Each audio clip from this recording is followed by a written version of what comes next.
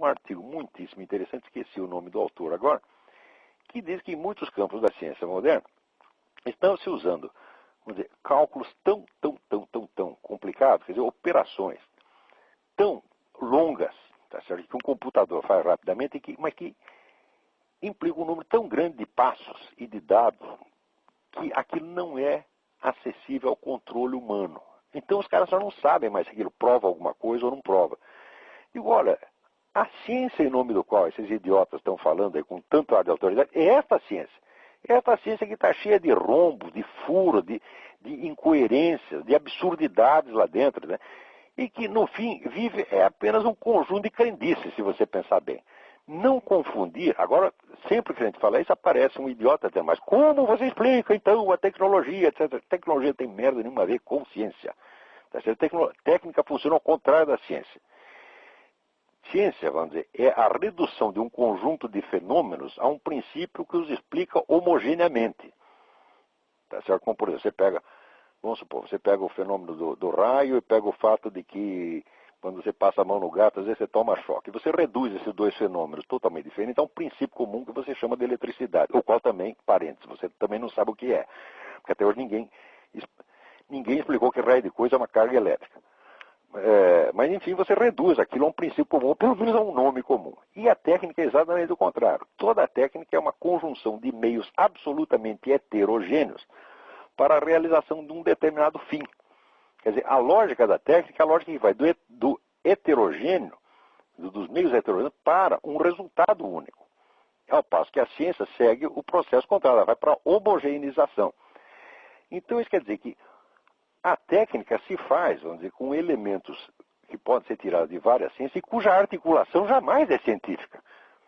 Tá certo? Portanto, e ao contrário, a técnica sempre progride antes da ciência. Quer dizer, você desenvolve equipamentos que você não sabe nem como explicar, e depois você começa a fazer pesquisa científica em cima daquilo. Tá certo? Você veja, foi depois que inventaram os computadores, tá certo? Que daí o pessoal começou a desenvolver modelos informáticos do cérebro. Quer dizer, o equipamento já existe. Daí os caras começam a tirar conclusões científicas ou pseudocientíficas disso aí e aplicar para outros domínios. Mas a própria invenção dos computadores não dependeu de nenhuma dessas teorias, tá certo? Ela dependeu de alguns conhecimentos, na verdade, elementares de eletrônica e do código binário que já estava pronto desde o século XVIII. Que século XVIII? O código binário já estava no I Ching, meu Deus do céu. Então, quer dizer, a ciência não tem muito o que ficar rotando a autoridade, não. Aliás, chamá-la de ciência já é um absurdo, porque esse é apenas uma modalidade específica de conhecimento de experimental materialista. Devíamos chamá-la assim, conhecimento experimental materialista, e não ciência. Ciência significa conhecimento racional, organizado, fundamentado.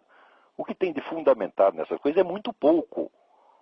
Tá certo? Às vezes você tem uma certeza de determinados processos que acontecem porque eles foram observados em laboratório, mas você não tem a mais mínima, na hora que começa a explicação daquilo, que seria a parte verdadeiramente científica, aí vira um saco de gato.